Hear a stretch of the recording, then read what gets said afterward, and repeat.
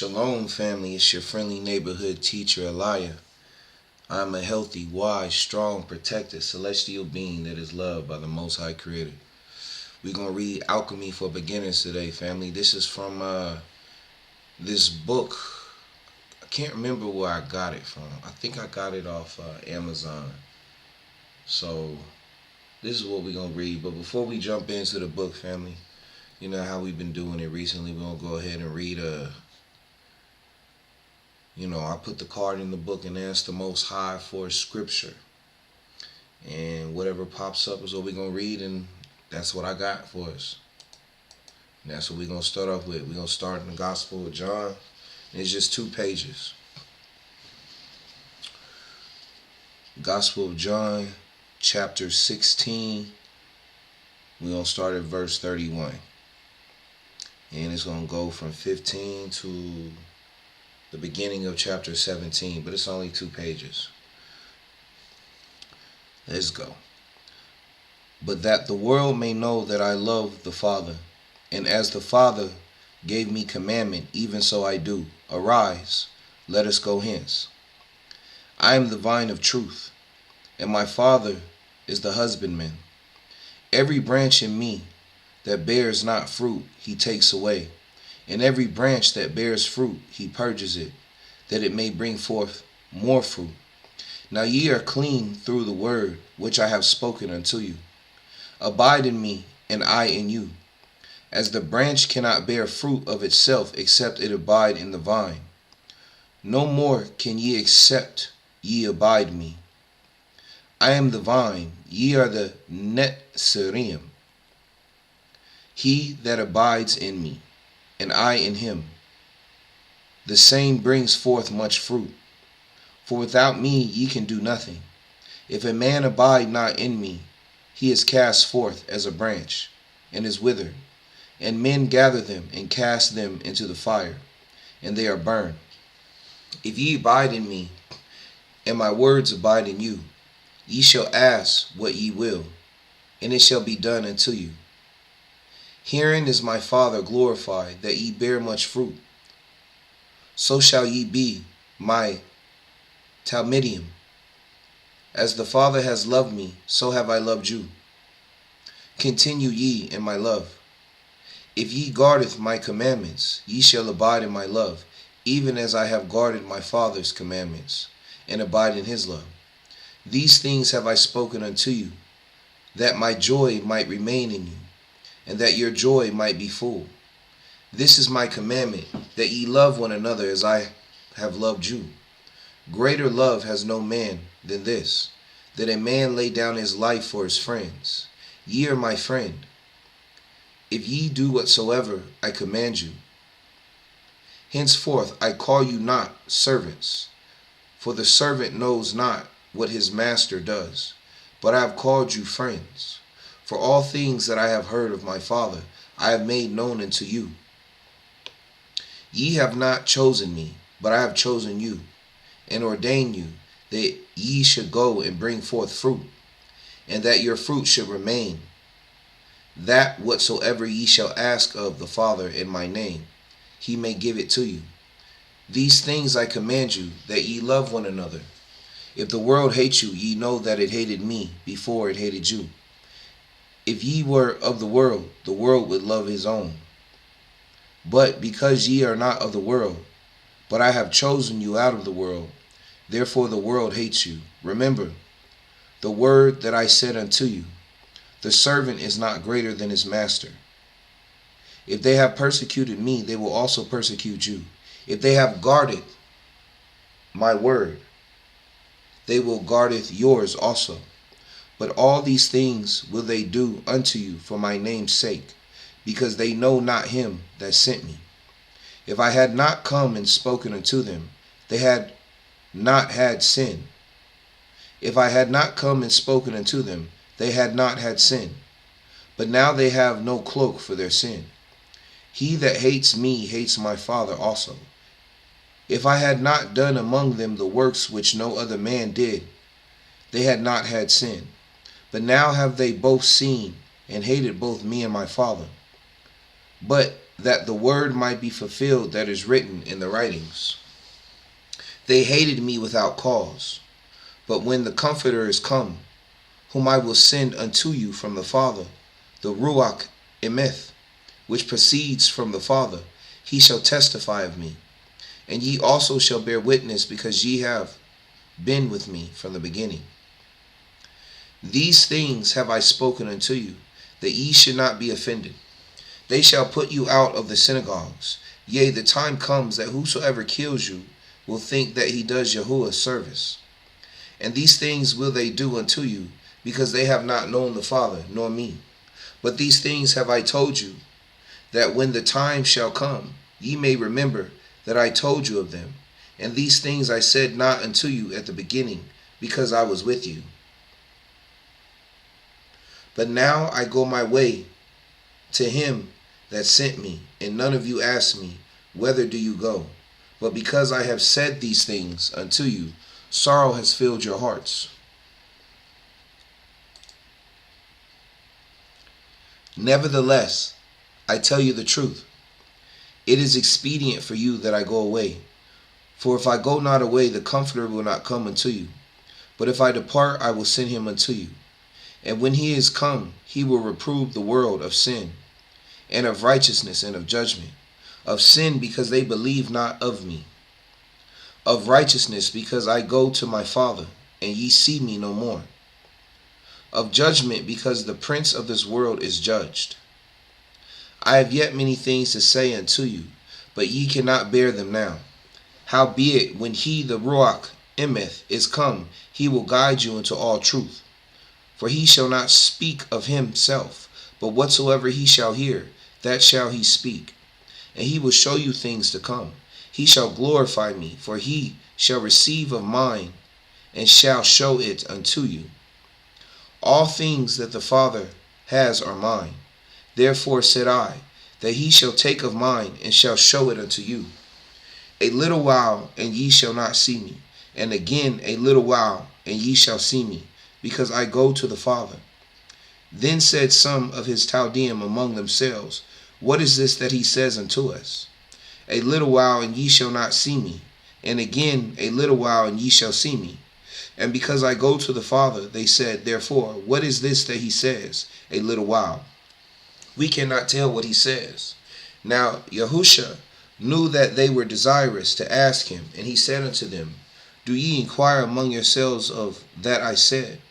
A little while, and ye shall not see me, and again a little while, and ye shall see me. Amen, amen, I say unto you, that ye shall weep and lament, but the world shall rejoice. And ye shall be sorrowful, but your sorrow shall be turned into joy. A woman, when she is in travail, has sorrow, because her hour is come. But as soon as she is delivered of the child, she remembers no more the anguish, for joy that a man is born into the world. And ye now therefore have sorrow, but I will see you again, and your heart shall rejoice, and your joy no man takes from you. And in that day ye shall ask me nothing. Amen, amen. I say unto you, whatsoever ye shall ask the Father in my name, he will give to you. Hitherto have ye asked nothing in my name. Ask, and ye shall receive, that your joy may be full. These things have I spoken unto you in Proverbs. But the time comes when I shall no more speak unto you in Proverbs, but I shall show you plainly of the Father.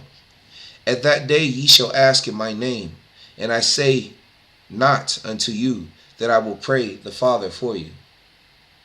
For the Father himself loves you, because ye have loved me, and have believed that I came from Yahuwah. I came forth from the Father, and am come into the world. Again I leave the world, and go to the Father. His Talmidim said unto him, Lo, now speak you plainly, and speak no proverbs. Now are we sure that you know all things, and need not that any man should ask you? By this we believe that you came forth from Yahuwah. Yahushua answered them, Do ye now believe? Behold, the hour comes, yea, is now come, that ye shall be scattered, every man to his own, and shall leave me alone. And yet I am not alone, because the Father is with me. These things I have spoken unto you, that in me ye might have peace. In the world ye shall have tribulation, but be of good cheer, I have overcome the world. These words spoke Yahushua. These words spoke Yahusha, and lifted up his eyes to heaven, and said, Father, the hour has come. Glorify your Son, that your Son also may glorify you, as you have given him power over all flesh, that he should give eternal life to as many as you have given him. And this life is eternal, that they might know you, the only true Yah, and Yahushua HaMashiach, whom you have sent. I have glorified you on earth. I have finished the work which you gave me to do. And now, O Father, glorify me with your own self, with the glory which I had with you before the world was. I have manifested your name unto the men which you gave me out of the world. Yours they were, and you gave them me, and they have guarded your word. All right, family. Hey, hold on real quick, family. Give me 2 seconds.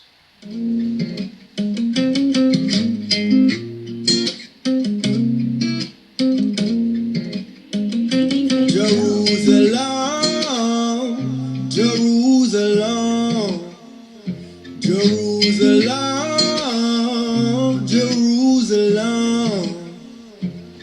We wanna go back home, go back where we belong. Forgive us for our own. I pray this reach the throne. Jerusalem, Jerusalem, yeah. Jerusalem, Jerusalem, yeah. We wanna go back home, go back where we belong. Forgive us for our own. I pray this reach the throne. Jerusalem, city of David, Mount Zion. That's the place that the Father put his name on. Them the people that these nations got their aim on. We found out where we from, now it's game on. Jerusalem, we did you so wrong. We broke the laws, he left us alone. We waking up, we wanna come home. We follow Christ, ain't casting no stones. Jerusalem, Jerusalem, yeah. Jerusalem, Jerusalem, yeah. We wanna go back home, go back where we belong. Forgive us for our own. I pray this reach the throne. Jerusalem, Jerusalem, yeah. Jerusalem, Jerusalem, yeah. We wanna go back home, go back where we belong. Forgive us for our own. I pray this reach the throne. I put my name on Jerusalem. I put my name on Jerusalem. I put my name on Jerusalem. I put my name on Jerusalem. I gave my law to Jerusalem. I gave my law to Jerusalem. I gave my law to Jerusalem. I gave my law to Jerusalem. I won't forsake you, Jerusalem. I won't forsake you, Jerusalem. Alright, I'm back, family.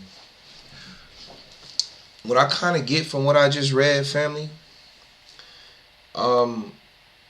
if you just watch my video that almost 2 hour video that I made, that I posted earlier today called Inheritance, I said something in there. And I said, because I was speaking about the people of the Most High, aka Israelites, that we have a power that the Most High has given us. And I spoke about Yahushua being a magician. And in this book of Alchemy for Beginners that I'm about to read, I want to give the same warning that I gave in that video. Just because I'm reading this, look, this is really just for me sharing knowledge. But just because I read this book doesn't mean that you should go and do anything in this book. And what I got from the Gospel of John is that You need to be covered by the Most High. If you decide to do any of this, it will behoove you to first be covered by the Most High and the Son, Yahushua. You must be tried and tested first. Because when you go into this territory, you want to make sure you're covered and protected and know that you're allowed to do these things. You need the understanding from the King, Yahushua. You need that go-ahead. Otherwise, you're literally risking your life when you do these things. You're risking your physical and your mental health and your spiritual health when you step through certain doorways. So, me reading this is not giving nobody permission or telling nobody to do nothing that this book tells us to do.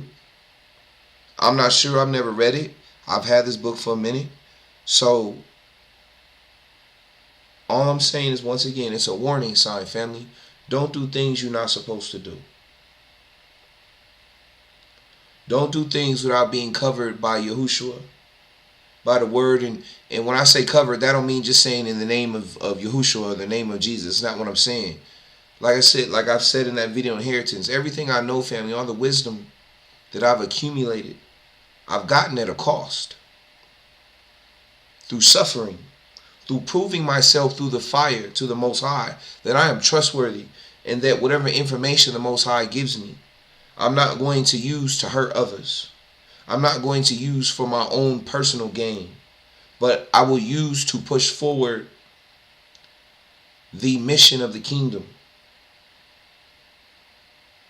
I am a disciple of the Most High Creator, of Yahushua, a follower of Yahushua, if that's a better word. And I've had to prove myself. And honestly, I'm still not done proving myself. I have not made it yet. So I'm not talking like I'm puffed up and know everything. I don't. I still have some ways to go. But I'm just warning you guys, whatever I'm about to read, this don't mean you need to apply this to your life. This is just for purposes of knowledge, sharing knowledge. Always seek the Most High and Yahushua in all things. No matter what I say or what I do, always seek the Most High and Yahushua yourself first. So anyway, I hope that made sense, family. Always seek Yahushua first before anything. What's the word say? Seek ye first the kingdom, and everything else will be given unto you. All right, let's go ahead and jump into this book. Alchemy for Beginners, Alchemist Tony. Introduction. Thinking about transformation. Hold on, let me make sure my volume is up. Thinking about transformation. How many times has this been the baseline of your goals? You know that to achieve that, You know that to achieve that, a goal, you must stop doing this. Some destructive habits you must transform. It happens in many levels. There is a transformation of the mind, beliefs, thoughts, and perceptions to transformation of a livelihood. It is not something that will happen overnight when you read a life-transforming book. It is a process which starts up in our minds, melting onto our soul and spirit, and outflowing in our day-to-day life. Habits and actions. It is unfortunate that most of us never get to transform because we do not understand these facts. When you think about changing your life for better, think about alchemy. It was an ancient science where a few scientists went to pains. Hold on real quick, family. Ma, I'm reading this alchemy book for the internet, so let me call you. We'll talk later.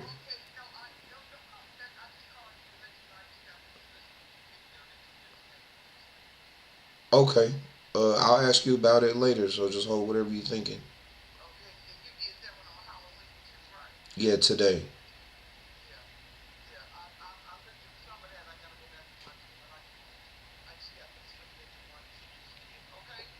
Okay, I'll call you back later and we'll talk. Well, I'll see you at prayer.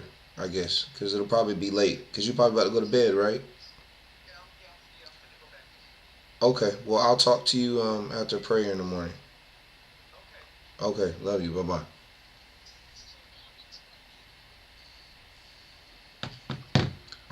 My bad, family. I apologize. That was my mom's. I didn't want to. It's just okay. You know what? I don't have a mute button. Anyway, I wasn't saying nothing. Anyway, okay. It is not something that will happen overnight when you read a life transforming book. It is a process which starts up in our minds, melting onto our soul and spirit, and outflowing in our day to day life. Habits and actions. It is unfortunate that most of us never get to transform because we do not understand these facts. When you think about changing your life for better, think about alchemy. It was an ancient science where a few scientists went to pains to make gold out of lead. They believed that the former was not just a worthless metal. The only reason why it was not as appealing as the finest metal was simply because it had not developed to that stage. They strongly believed that if a few changes were made to it, then it would become gold. They had quite the growth mindset, right? Today we cannot try to change metals, but we can borrow very useful knowledge from their practice to improve our lives today. They never believed any metal was worthless in the same way that none of us is. No matter how dull you are, it does not mean that you are to be written off. It is possible to be polished to become worthy and of value just like gold.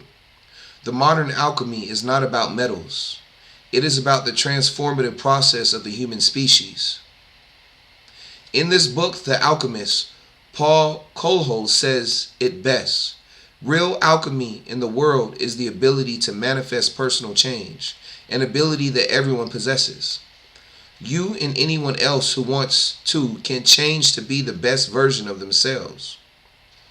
Ancient alchemists may never have managed to change lead to gold, but they did leave us some wisdom in the 7 stages of alchemy, which we can use to study about transformation, for dramatic self-improvement, as Paul calls it. This book introduces you to alchemy. The book will guide you through the process and teach you how to become a modern-day alchemist so you can improve the quality of your life, live purposefully, and gain success and complete happiness.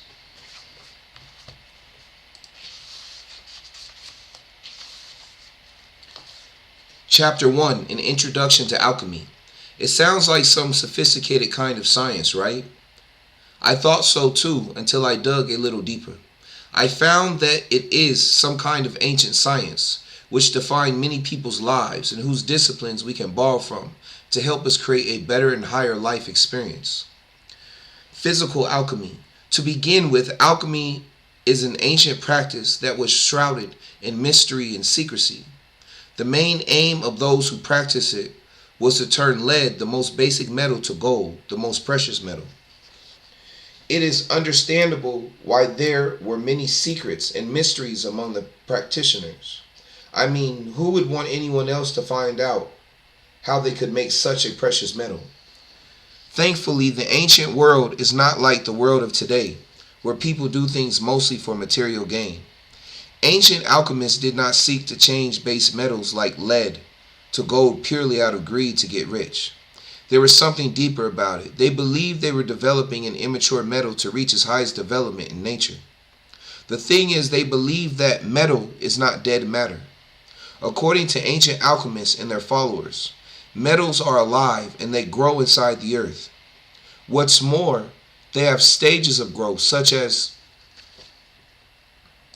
My bad. What's more, they have stages of growth, such as the human stages of childhood, teenage, and adulthood. So when they found a base metal such as lead, it was not thought of as unworthy or to be of low quality. It was viewed as physically and spiritually immature of the high quality metals such as gold.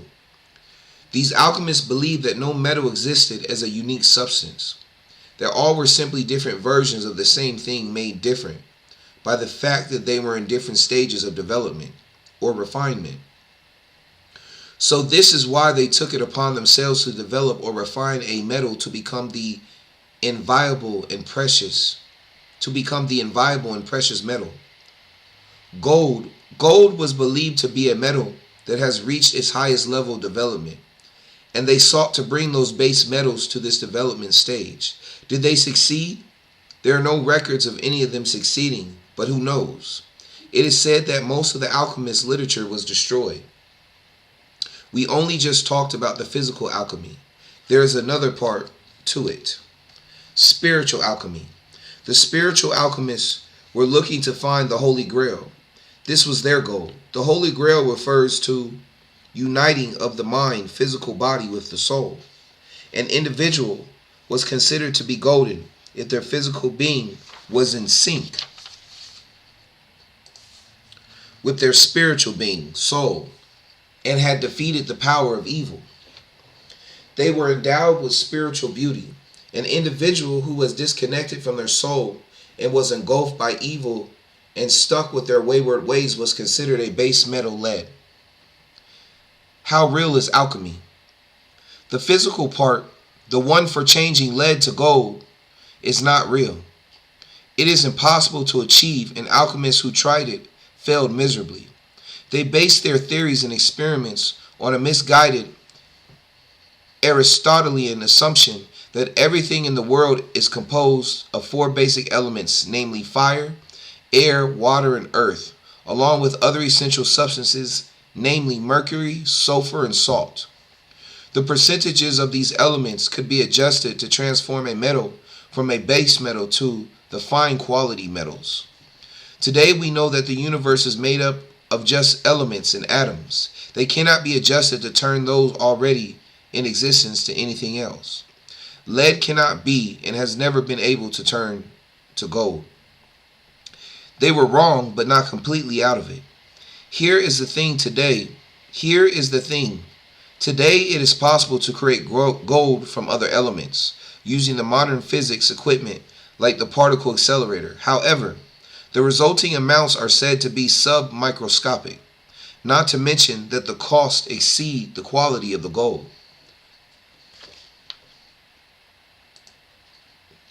This is simply to say that no one would want to do this. It is not worth it.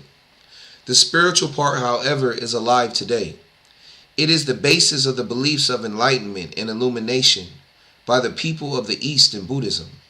They have spread throughout the world and even adapted by the Western cultures that now practice meditation, yoga, mindful breathing, and so on, all in an effort to connect the soul and the physical body in search of enlightenment and clarity. So, physical alchemy may have died, but the spiritual teaching of it never let us.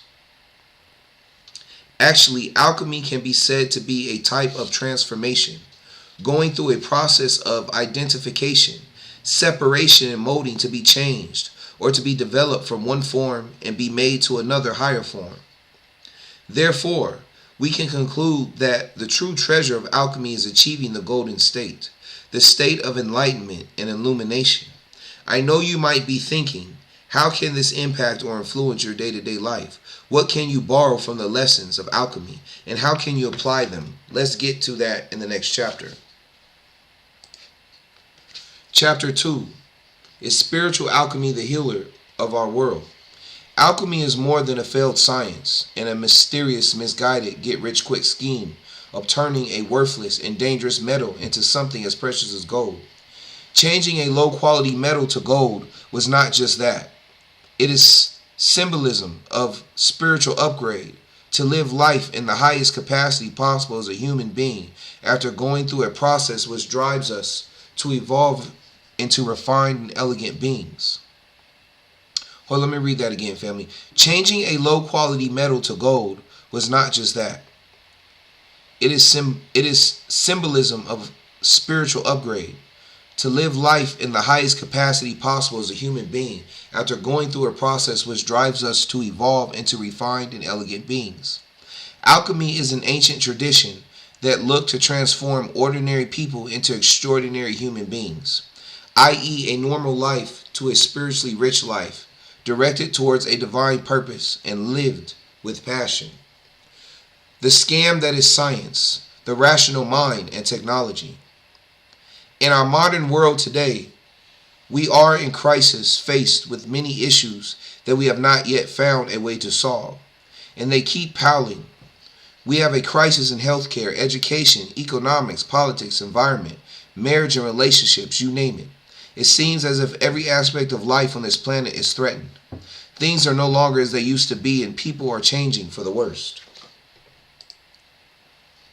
How many suicides and murders are you hearing about in the news? There is pollution everywhere. Politicians have become the worst enemies of the very people who elect them, all in the name of power driven by greed. The world economy is failing. The institution of marriage is struggling to stay. The ordinary man cannot access health care, and the diseases are becoming a menace by the day. Something is terribly wrong. It seems that our current world view has reached an impasse. Development may have provided us with various conveniences, such as easy access to information. For instance, having access to modern technology with search engines, easy travel, effective communication with people from all over the world, advanced healthcare systems and technology, proper clothing and housing, the basic needs, and so on. One would think that all these things would make the world a better place and give us enough time and peace to focus on our spiritual growth. Unfortunately, these conveniences, which have by a great measure made our lives easier than in the days of our forefathers, have come with a major problem: distraction. We are more distracted than any other generation that has ever been.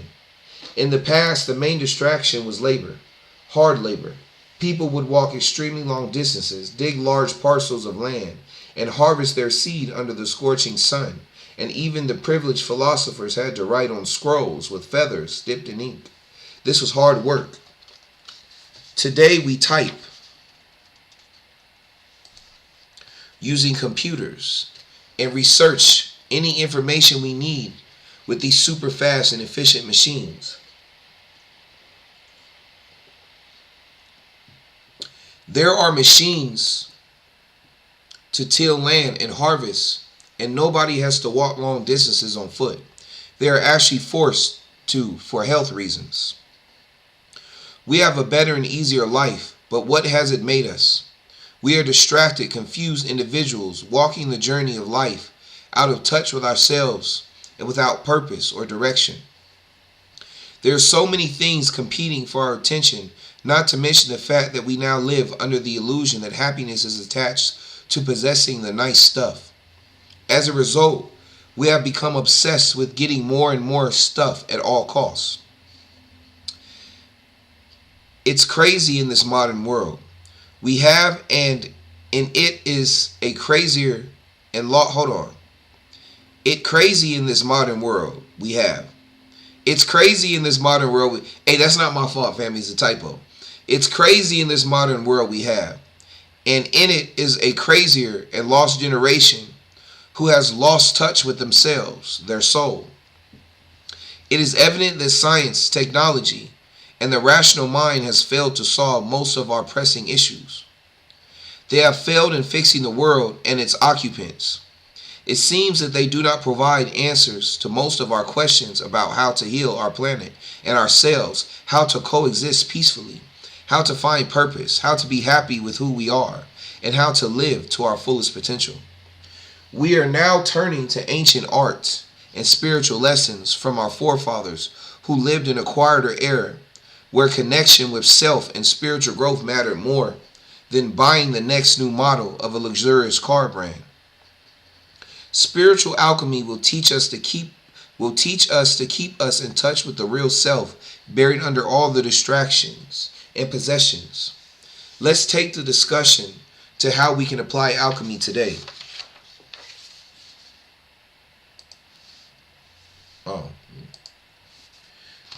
Chapter 3, Application of Alchemy. Alchemy is a science cornered with transformation and change.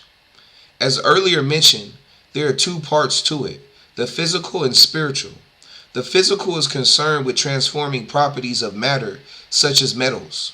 The spiritual is concerned with transforming the spirit. The purpose of spiritual alchemy is to help you invoke and free the spiritual self trapped deep within you, suffocated by the distractions of the modern world and other unrefined parts of self, such as fears or limiting beliefs. It frees you from deep hurts, soul loss, fear, defeat, inferiority complex, and such like self-destructive personality structures that you have adapted so that you can live an illuminated free life, true to who you really are on the inside. I'm going to read that again, family. The purpose of spiritual alchemy is to help you invoke and free the spiritual self trapped deep within you, suffocated by the distractions of the modern world and other unrefined parts of self, such as fears or limiting beliefs. It frees you from deep hurt, soul loss, fear, defeat, inferiority complex, and such like self-destructive personality structures that you have adapted so that you can live an illuminated free life, true to who you really are on the inside. The state you gain is best referred to as existing as a pure being, free and obstructed. You could also add undistracted. This is the gold of spiritual alchemy. To get the gold, spiritual alchemy attempts to restructure your personality and reform your beliefs. Through it, you can discover your deeper nature, as it increases your capacity to discover and relate to your inner flowing content. You no longer see yourself as defined or taught by the outside world, but by what you see and feel on the inside. It heightens your consciousness and changes the way you view and experience the universe. This is how you get to change your world. If a greater percentage of mankind went through such a transformation, wouldn't we have a changed world, at least for the better? Let's discuss the 7 stages of alchemy. The 7 stages of spiritual alchemy. To build something into a new form, you need to remove it from its earlier form. To build something into a new form, you need to remove it from its earlier form. In alchemy, there's a saying for this. It goes in Latin: solve et cogula. Solve means to break down and separate, while cogula refers to the process of bringing elements back together after dissolving into a new, better, higher form. Therefore, the English translation for solve et cogula is dissolve and coagulate. Dissolve and coagulate is not just a saying. It is a psychological metaphor, which has a deeper meaning in pursuit of gold. We break down, dissolve the limiting parts within our being so that we can be transformed into a free, wholesome being. Coagulation. Hold on, let me read that again. We break down, dissolve the limiting parts within our being so that we can be transformed into a free, wholesome being. Coagulation. In alchemy, breaking down, dissolving, and building up coagulation is a process which happens gradually and in stages. You can use the wisdom of alchemy in these magical stages to unearth and defeat limitations within you that have been holding you back and limiting your life. In these stages, you are going to be broken down like the lead and developed into a finer, higher quality being, just like the precious gold. There is nothing miraculous about this. There is no foreign power that is going to come and present your best life to you. You are only going to learn how to remove the layers of distraction and delusions to discover that you possess all the power and hear that intuitive guiding voice inside that you may have muzzled or learnt to ignore. Let's discuss the stages below. Calcination. In ancient alchemy, this is a process of heating and decomposing raw matter to remove it from its form, to take a moldable form. Lead was placed in a crucible and heated, or exposed to an open flame where it was burnt and reduced to ashes. Psychologically, or in the practice of spiritual alchemy, The fire of calcination can be experienced as a metabolic discipline that tunes the body. It begins as the base chakra located at the base of the spine.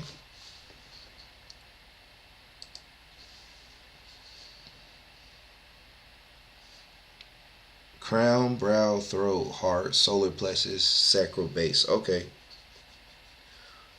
At the base, it begins at the base chakra located at the base of the spine. Okay. It is through this fire that we break down the parts of our being that stand in the way of our happiness or serving our purpose.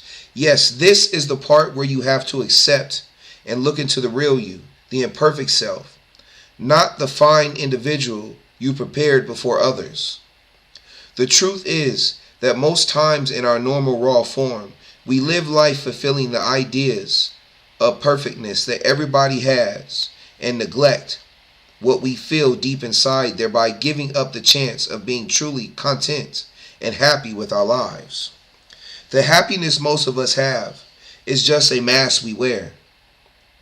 But deep inside, we are very sad, scared, and confused. Do we ever admit to have such feelings? No. We don't even acknowledge that the feelings are there. The society has taught us that feeling so makes us weak, needy, and antisocial. So most of us are out here living a lie, putting on a show that even we have come to believe in. In our modern world, we get these illusions of happiness mostly from likes on social media posts where we present our perfect life in a photo or video. We get carried away, and it may take a very long time to realize that we really aren't what we seem to be. Sometimes this happens in old age or in the face of tragedy, when our illusion blows away like smoke and we come face to face with our sad realities. Calcination is a natural humbling process. It strips you off everything you have gotten attached to and every false belief you have held.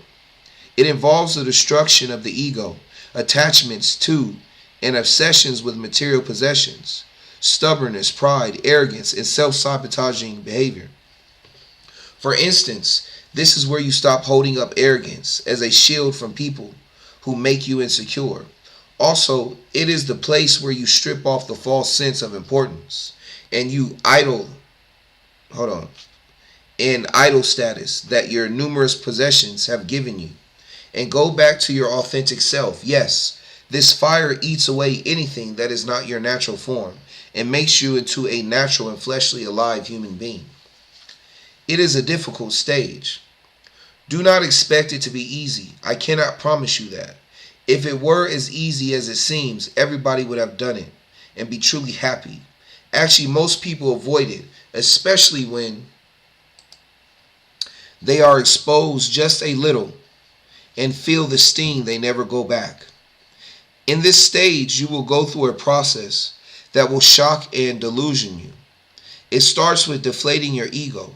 It feels like you are being stripped of your identity and thrown into an abyss of unknowing, and your world burned to ashes. It seems as if everything you hold dear is being taken away from you, and this may anger or frighten you. This is why most people will feel like drawing back. Your ego is deflated and you can no longer beat your chest about anything. You are back to being a little child who has no influence of the ego. However, it is very beneficial. It is not easy to feel your world is lost. It is difficult to experience 5 minutes without the ego. However, you must allow yourself to go through this process. It exposes you in all authenticity. It rubs away the false self that has been running around making wrong decisions, influenced mostly by the ego, and causing you unhappiness. Yes, it cuts you off from the little charade of living a lie and has you face to face with your naked self. This can be painful, but it is very beneficial. If you really want to make a change in your life, you must change yourself on the inside first. You must reset to begin again. By resetting it means that you have to start seeing life from a different perspective, changing your thought processes and beliefs. It can only happen if you wipe the slate clean and start over. There is no better way to do this than going through calcination. It gets rid of all that is no longer needed and everything that is limiting you, including some cherished beliefs. Dissolution. When you have burnt matter into ashes in stage 1 above, you move to the next major step in your chemical process, which is dissolution. This stage where you dissolve the ashes from the previous stage, calcination, in water. Psychologically, the artificial self is broken down further by immersing self and surrendering to the unconscious, non-rational mind. Mostly this is an unconscious stage in which the non-rational mind takes over control from the conscious rational mind. The truth is, the conscious mind is shaped by our environment and experiences, and it can judge right and wrong and also tell between future and past. It is the part of the brain that helps you hold limiting beliefs, telling you how impossible it is to achieve something, providing valid reasons based on your circumstances. The conscious has a lock closed within us because of its judgy characteristics. The conscious has a lock closed within us because of its judgy characteristics. The unconscious mind, however, has no ability to do that. When you let it have control, it opens floodgates of strong waters that had been held back. All the material that has been buried is floated to the surface. That's where traumatizing memories that have influenced the development of fear unknowingly come to the surface. This is where you face the dreams you gave up on, mistakes you did not acknowledge and therefore did not learn from, a passion you have never paid enough attention to, and so on. It is in this stage that we start to identify less with our false personas and start looking at the real person, the person we often suffocate. Immersing ourselves in the subconscious allows us to become spectators of our own selves. We are able to step back and observe both our negative and positive qualities. We just watch whatever arises from within without judgment, pride, or doubt blocking the way. In dissolution, you are aware of everything you are and everything you have. Anger, passion, love, or whatever emotion you have been holding. It is here that you see your harmless behavior for what it is. You may have been doing certain things unconscious of how negatively they affect others. I bet this stage can force a rowdy politician to reform when they actually see how ugly their venom looks like. How does it feel like?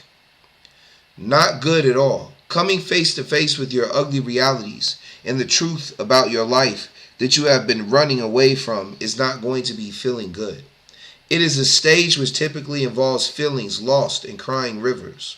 What are the benefits?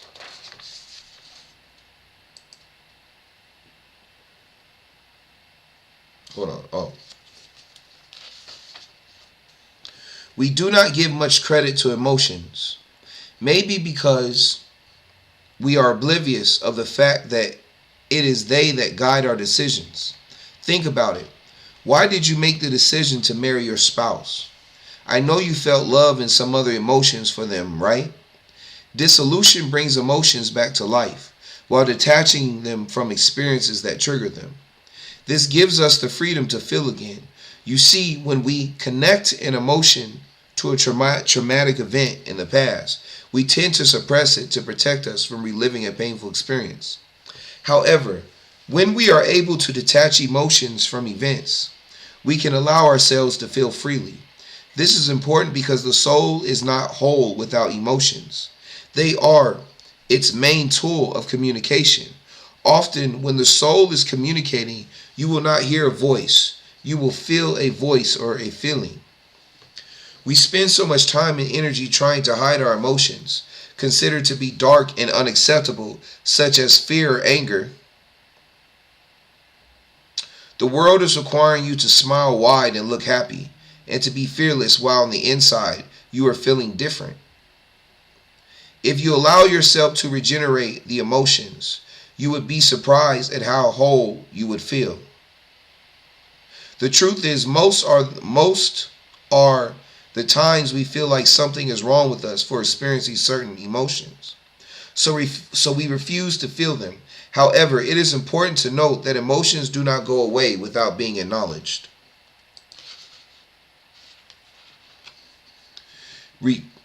Rejected and hidden emotions have the potential to grow dark and dangerous with bad consequences. For instance, if you hide anger, it can become loath, and before you know it, a person becomes suicidal or is bent on seeking serious revenge for being hurt. And we are talking homicide kinds of revenge, which are very common nowadays. We need emotions, whether good or bad, to feel alive. Living in fear of experiencing an emotion is simply living afraid of being alive. Trying to be perfect, feigning happiness, dissolution will bring them to the surface, the good and the ugly, pun intended, to help make you feel whole again. To say the least, dissolution makes you aware of your avoidance patterns, brings whatever you avoid to the surface so that you can really see it and deal with it. It just gives you a much needed wake-up call. Separation. This is the third operation of transformation in alchemy. As a chemical process, it is done by isolating the components of dissolution, the ones dissolved in water, by filtering the solution. It is meant to separate the good and genuine materials from the waste, unworthy material. Psychologically, this is a stage where we learn to make better decisions by separating emotions, thoughts, and actions. Our true feelings and emotions are more defined, and we can separate them from the false ones that are imposed on us by peers, environment, or influenced by history. All right, family, that's all I'm going to read on this for now. We're going to save the rest for another time. I'm a healthy, wise, strong, protected celestial being that is loved by the Most High Creator. Shalom, family.